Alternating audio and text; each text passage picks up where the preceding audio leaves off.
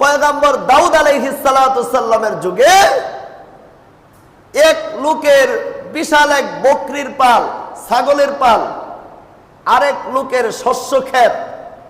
যখনই রাত অর্ধেক হয়, অনেক কালো অন্ধকার হয়, সে করে কি তার বকরির ছাগলের পালগুলো ছেড়ে দেয়, আরেক লোকের বিশাল শস্য ক্ষেত, সেই শস্য ক্ষেতগুলো ছাগলে যায় খাইয়া ছাগলের পেট ভরে।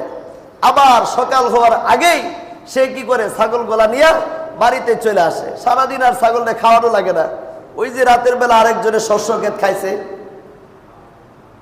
এইরকম করতে করতে বিশাল আকারের শস্য ক্ষেত ছাগলের পালে খেয়ে শেষ করে ফেলছে। এখন ওই লোকটা কার ছাগল এইরকম ভাবে ধ্বংস করে, সে খুঁজতে খুঁজতে ছাগলের মালিককে পাইছে। ছাগলের মালিককে পায়া তাকে নিয়া হযরত দাউদ আলাইহিস সালাতু সাল্লামের যুগে দাউদ পয়গম্বরের সামনে তার কাছে আইসা মুকদ্দমা পেশ করছে, এই লোকের ছাগলের পালে আমার শস্য ক্ষেত খেয়ে সাফ করে দিছে। তখন পয়গম্বর সুলাইমান আলাইহিস সালাতু সাল্লামের বয়স মাত্র 11 বছর। কয় বছর? 11 বছর। সুলাইমান আলাইহিস সালাতু সাল্লামের পিতা হলো দাউদ আলাইহিস সালাম। রাজ দরবারে দাউদ আলাইহিস সালাতু সাল্লামের সাথে সুলাইমান আলাইহিস সালাতু সাল্লামও বসা। কি হিকমত আর কি ইলম আল্লাহ তাআলা সুলাইমান আলাইহিস সালামকে দিয়েছে। সুলাইমান আলাইহিস সালাতু সাল্লাম বৈশা বৈশা বাবা কি বিচার করে সেই বিচার প্রত্যক্ষ করতেছে, লক্ষ্য করতেছে। দাউদ আলাইহিস সালাতু সাল্লাম ছাগলের মালিক আর শস্য ক্ষেতের মালিক উভয়কে ডাইকা তার কাছে নিয়া ক্ষতিপূরণ হিসাবে দেখলেন, হিসাব করে শস্য ক্ষেতের যে পরিমাণ ক্ষতি হয়েছে তাতে কি ছাগলের পালের মালিকের কি পরিমাণ অর্থ তাকে দিতে হবে। এখন ক্ষতিপূরণ এরকম হিসাব করে দেখলেন যে তার পালের মধ্যে যত ছাগল আছে সমস্ত ছাগল যদি এই শস্য ক্ষেতের মালিককে দিয়ে দেওয়া হয় তাহলে তার ক্ষতিপূরণ হবে, আর যদি কম দেয় তাহলে ক্ষতিপূরণ সম্ভব না।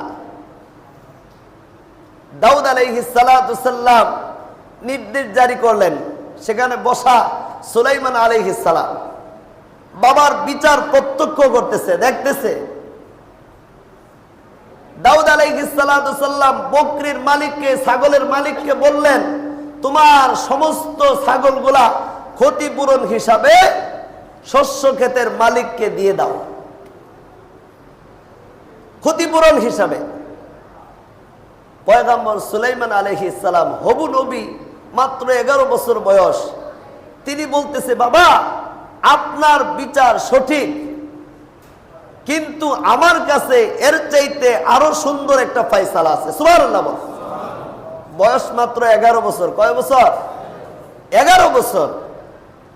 সুলাইমান আলাইহিস সালাম বলতেছে, আমার কাছে এর চেয়ে সুন্দর একটা ফয়সালা আছে।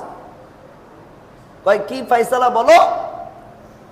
কয় শস্য ক্ষেতের মালিক, শস্য ক্ষেতের মালিককে ছাগলগুলা ততদিনের জন্য দিবেন যতদিন পর্যন্ত এই শস্য ক্ষেত পরিচর্যা করা আগের অবস্থায় শস্য ক্ষেত ফিরে না আসবে, ততদিন পর্যন্ত ওই ছাগলের মালিকের সমস্ত ছাগলগুলা শস্য ক্ষেতের মালিককে দিবেন।